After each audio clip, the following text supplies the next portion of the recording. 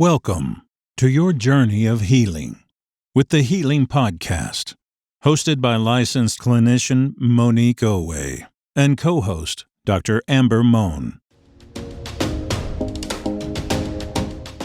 Hello, and thank you for tuning into the Healing Podcast. I am your host, licensed clinician Monique Owe, and I am joined by my lovely co-host here, Dr. Amber Moan. Okay, so today's topic is the effects of social media, the good, the bad, the ugly. So, when we think of social media, right, it's a great platform. When it started many years ago, I guess you could say, I think it started with maybe when it became major was like MySpace, then came Facebook, which is like the main one probably. We have Twitter, we have Instagram, Snapchat, TikTok. I don't know if there's any other ones, Dr. Moan. Are there any other ones right now that are out? You've named the biggest ones, the most popular ones. Okay. So if there's another one, I'm not sure, but we're going to go with the main ones. I think the main ones that people are usually on is Facebook, Twitter, and Instagram. And, it was a good way in the way, especially I think it helped you connect with people from all around, right? Whether it was a celebrity that you were a fan of, a family member that was distant, lives across the country or across,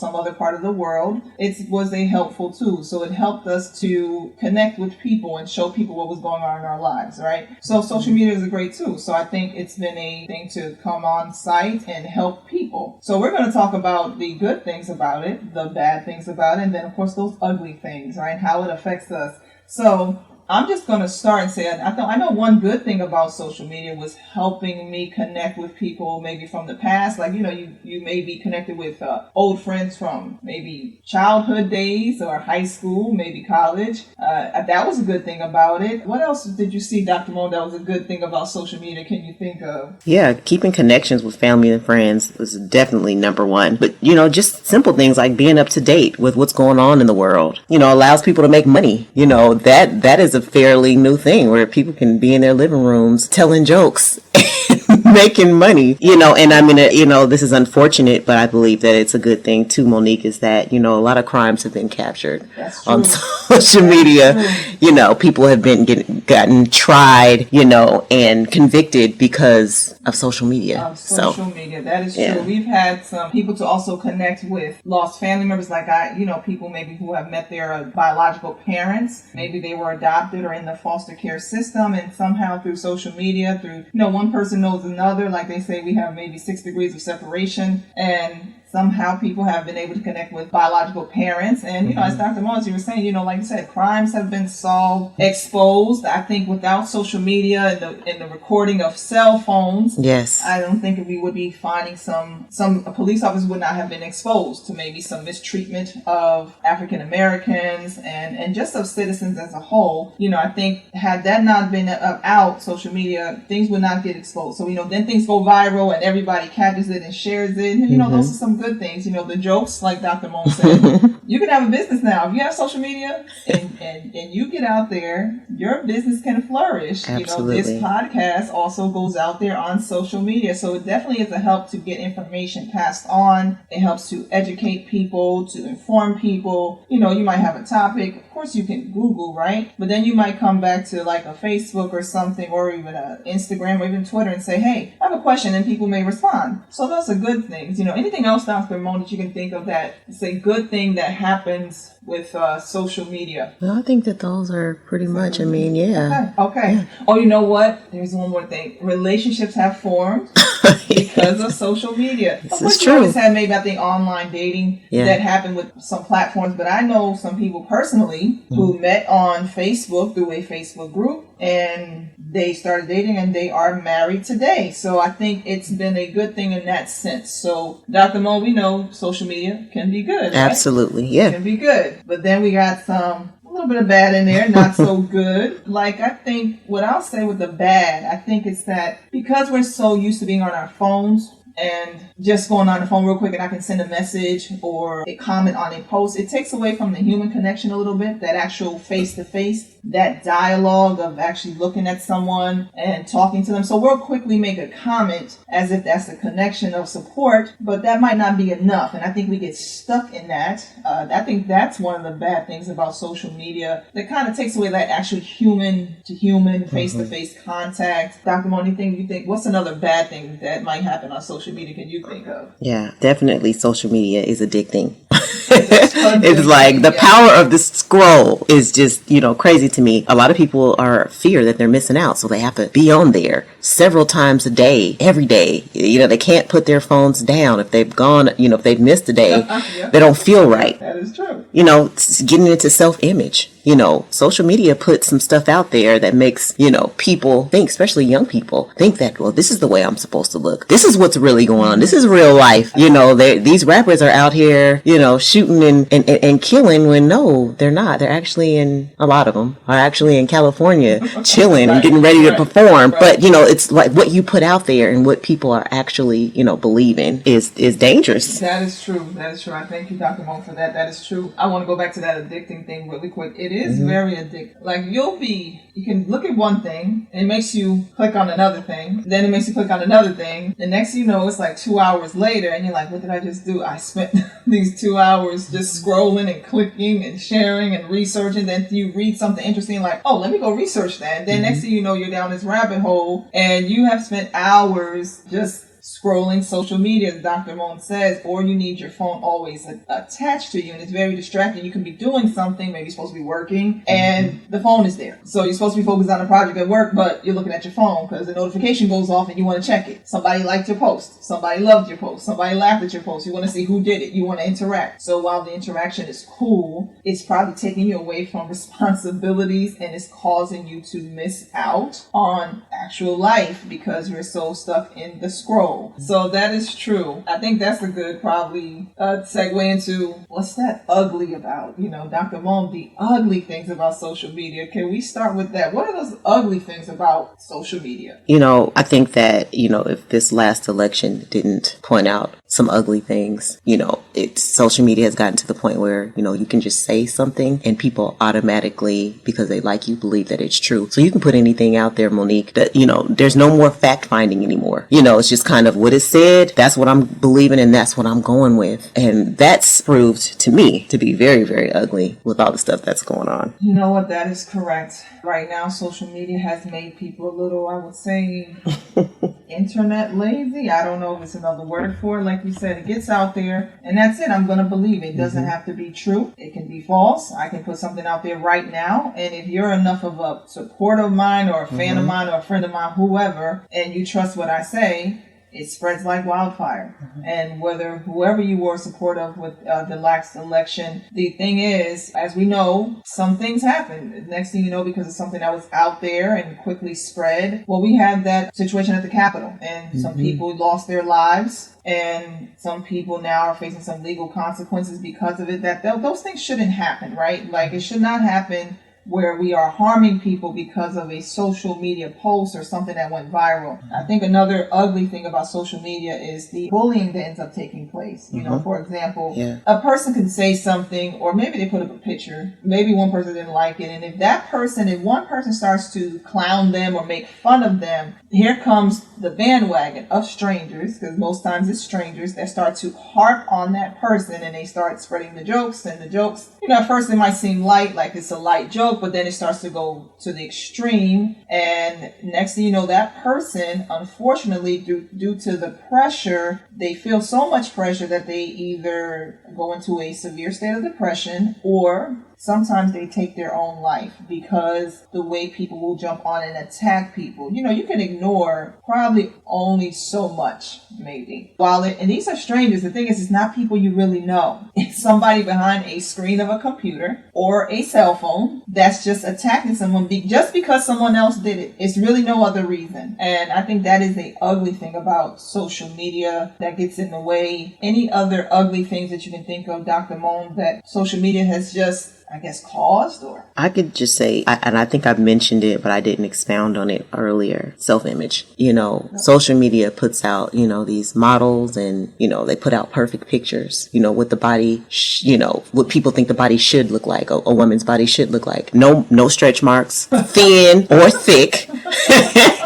Whatever you like. And so little girls on up to women have a tough battle because they feel like that is what, you know, they should look like. That is right. The standard of beauty now. And so they'll starve themselves. They'll go and get, you know, body, you know, procedures done. And let me just say this, do whatever makes you feel happy. But a lot of times they do it because of what social media says they should look like. That is true. I think, an image, you know, images, it affects all of us, right? We all like to look a certain way. We all want to look the way that makes us feel good, right? Mm-hmm. And like you said, the no stretch marks, the filter shows no stretch marks. Exactly. But in reality, is that true life about everybody? I mean, especially if you've had children, if you've gained weight, lost weight, you're probably going to have some stretch marks. You probably may have a little cellulite going on, you know, but according to the post and picture on social media, wow, you should look perfect. And then when people flock to that image, yes, you then think, well, I'm supposed to look like that. Right. And if I have no one to tell me that is not necessarily the case, mm-hmm. I'm going to get that in my head, as Dr. Moen said. There's nothing wrong if you feel like you need to do a procedure, whatever makes you happy. The issue is when you keep doing it to yourself and you're putting yourself in harm's way. How many people have we seen where the surgery didn't go well, where they maybe passed away because the surgery was a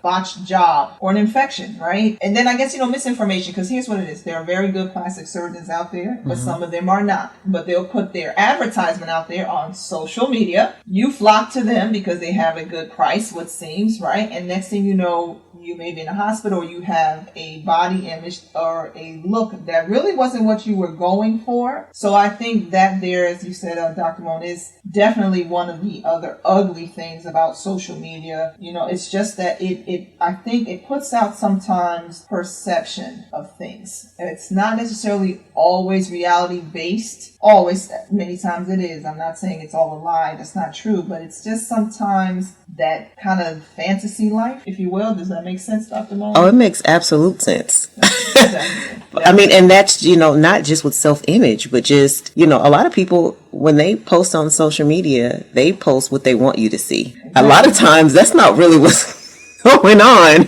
in their life, you know. So a lot of times we're seeing, you know, people are acting. Right. I don't know. Did I take it too far? No, you're not. You know what I've seen? I've seen people who I may know. I'm not saying like personally, but I may know of them per se, like something going on. And I'll see an image on social media and I'm like, that's not quite the case right now. Right. Now, here's the thing. For coping, I get it. You want to show positive. I'm not saying everybody should know that you're really going through a turmoil or a situation where it's chaotic. Mm-hmm. But what I'm saying is, if you're going out, renting a car to make it look like you live a luxury life, right? Nothing wrong with luxury. I'm a fan of luxury. But you're spending money to rent a car just to post a picture to make it look like you have a certain lifestyle. I think that's a lot of pressure. And I think that's the ugly thing about social media, because you're trying to keep up with, I don't know, as they used to say, the Joneses, but I don't know who you're keeping up with, because these, again, are most times strangers. And that's, I guess, I don't know, what is that about? Is that pressure, Dr. Moen? Why do it's the power of the like. The power it's the power of the like. I mean, it's like the more likes you get, the more powerful you feel, the more,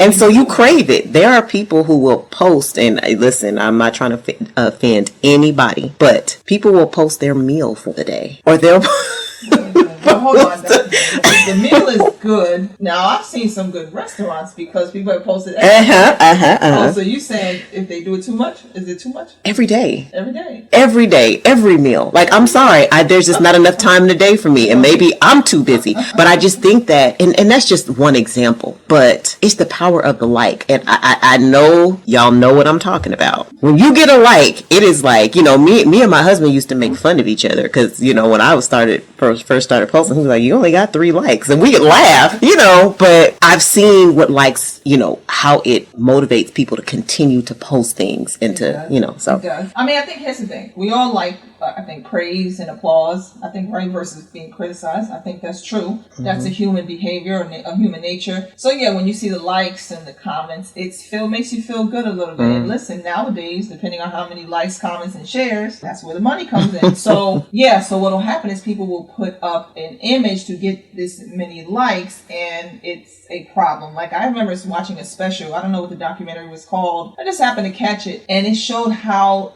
to the extreme people will go to show a certain lifestyle. And I didn't even know companies make money off of these, fake lifestyles per se. Wow. Like, you'll think the person's on a private jet. It's not a private jet. It's like an old abandoned plane. They take a portion of the cabin and they film this one side to make it look like this person is sitting on a private jet. Wow. But when they move the camera, you see, oh, wait a minute, that was just an abandoned plane. You just kind of, the angles, right? The angles. So I think in that case, I think that is the ugly part of social media. It's when you have to keep up an image, or you're addicted to the share or the post because you want to get the likes and the comments, and it just takes away from reality for you and what maybe you are going through. So I think that kind of highlights some things about the good, the bad, and the ugly of social media. But when we talk about how it affects us, how does it affect you? How does it make you feel? I mean, it has to, on one end, maybe it boosts your self-esteem. It does, because maybe you get, you have a lot of positive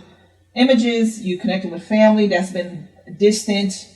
Normally back in the day, a long time ago before social media, you had to call them. They had to answer. You had to leave a message on answer machine. Hopefully they got back with you, or send a letter, go to the post office, mail a letter. But now I can quickly send you a message, and you're across the world. I can quickly video you, right? Even if you have FaceTime or whatever service you use for video calls, you can quickly see your family member, right? Even if they're in another state or another part of the world. So those were the good things, and it makes us feel good. But as Dr. Moen was mentioning, when it's those not so good things, how does it make us feel? Dr. Moen, what can you say? How does it make a person feel when it's not so great and they have to be on social media? How do they personally feel, you think, sometimes? I think that, I don't know, lonely. Maybe depressed. Depressed. Yeah. Because, it's kind of, while the social media is cool, the likes and the shares are cool, they're great, the comments, but are those people that you really know? Are those people that you can kind of go over to their house and really cry on their shoulder if you're really going through something?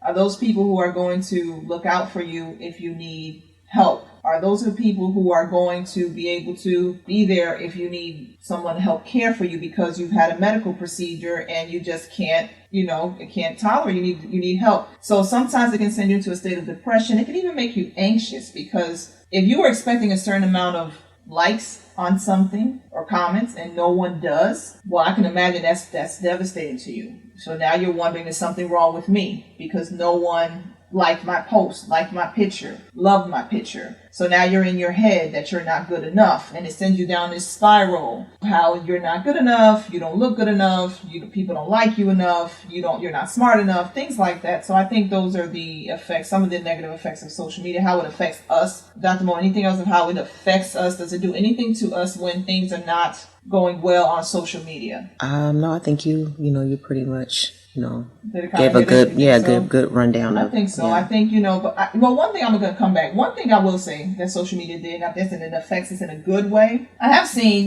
we have that GoFundMe. And now while GoFundMe sometimes has been a scam, right? Some people have lied, but sometimes some people have really got support to pay for a funeral because they weren't expecting the loss of a loved one, and they posted on social media on GoFundMe.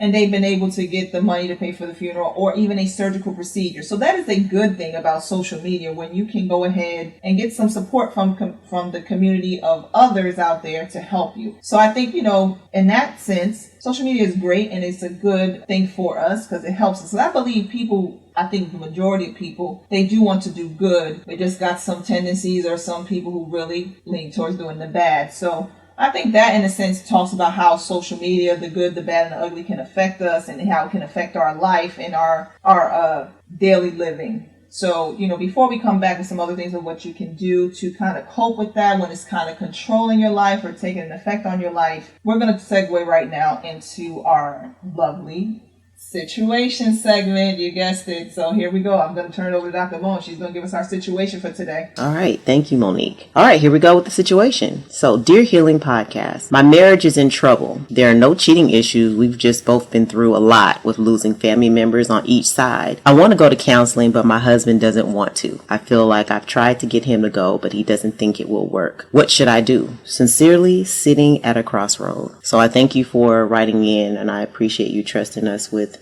maybe some possible tips to kind of help you and your husband. So I always say this, if a couple, comes to me and say that they want to do, therapy, it's imperative that both parties are, both on track and on board with wanting to work, to improve their relationship. It sounds like your husband is not there yet. I'm going to say yet. I know that you said that he says, or he doesn't think that it's going to work. And so I definitely, you definitely can't force him to be, to do couples therapy. But I'm concerned, when you said you both have had losses recently. And maybe, it could be that he's not ready because he's still, dealing with, grief of, whomever he's lost. And so it seems like you've lost some, people as well. So I would, focus on you.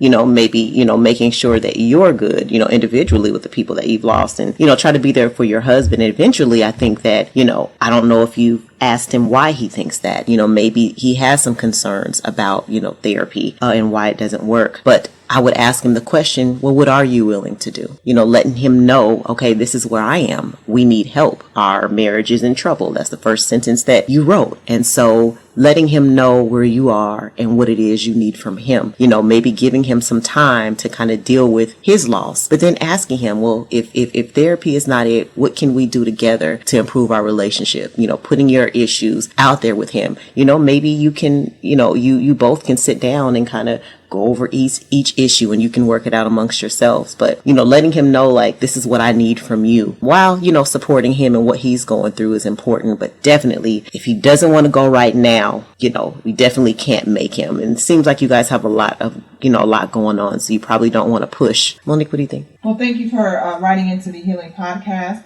Thank you for taking time to share your personal situation. I think I'm going to just piggyback on Dr. Moon a bit and to say you both have a lot going on. So you may not be able to you're never going to be able to force him to do therapy. But what I do want to say to you is, one, you should not stop your own therapy because your husband does not want to go to therapy. Couples therapy may not be in the play just yet. And I'm usually going to tell people before you jump to couples anyway, you should be working on individual therapy anyway to highlight yourself, work on some things for you. And when you start to change your behavior, sometimes that motivates the person you're with to start changing their behavior. They'll notice the difference. They'll say, well, you seem a little different now. And they'll see that's because you've been in therapy. So that may motivate them to go to therapy. But I'm going to back up a little bit and say, see, this is you running into the situation about issues that you and your husband are having in your marriage. My question would be, does he think there is an issue in your marriage? Or is this you telling him there's an issue in your marriage? Because sometimes one party will feel we have issues and the other one really doesn't feel that way. They're kind of good. So I think, one, it does warrant a conversation with your husband, right? See what he says. It sounds like he might agree, but maybe you guys are agreeing about different things regarding the issues. But then, since he does not want to go to therapy for whatever reason, because sometimes, like I said, therapy can be it's a big step, to trust someone that you don't know to help you. You should go to therapy. And when you go, it'll highlight some things for you, for yourself, and then maybe it'll trickle down into your marriage, and then hopefully things will improve.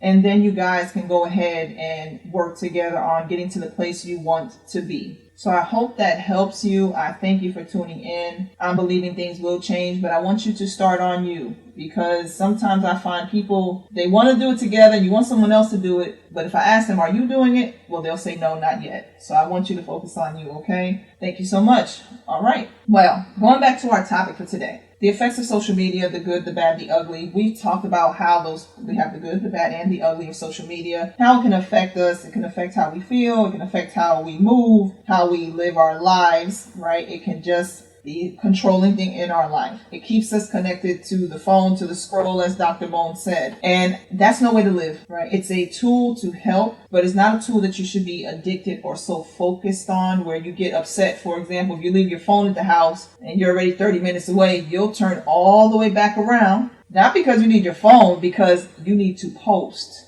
And I get it if it's your business. Yes, I know you need to keep it connected for your business. But sometimes it's not about business. It's about, I needed to post this thing where I was going. I needed to make a video where I was going. And that can be a problem, right? So to get into some tips on how to deal with this, how social media is affecting your life, whether it's in a good way, a bad way, or it's the ugly. One, I want you to realize social media is a tool. That's what it is. It is there to help and to keep people connected. But if it's making you do things that out of the norm you would not do, I think I want you to just take a pause for a moment.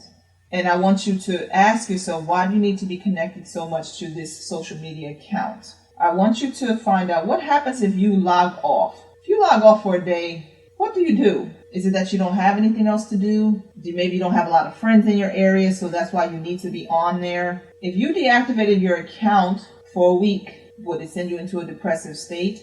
So if that is happening, I want you first to take an inventory of your life.